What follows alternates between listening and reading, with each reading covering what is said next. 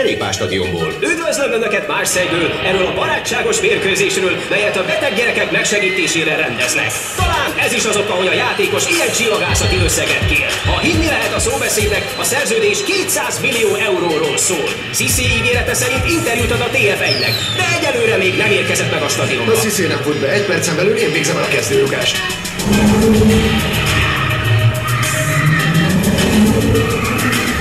Jobbra. Emilien, már 2-szer próbáltuk jobbra fordulni. Biztos kiismered magad? Persze, én biztosítottam a pápát, mikor itt járt. Már 6 napba telt, míg megtaláltuk Sivert, aki eltévedt. Lebetézek. Nem ismerem ezt a parkolót, de inkább bízom az ösztöneimben. Na kezdjük.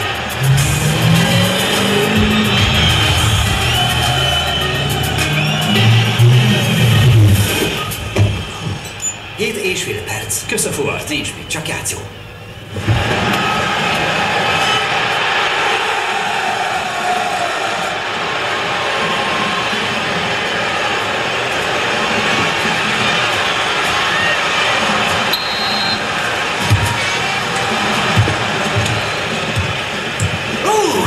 Mennyivel jobb így, mint a tévében? Lehet, de ez itt a pálya közepe. Szóval 20 alapja lelátóra vagy sárgalapot kapnak. Már is bírósportás.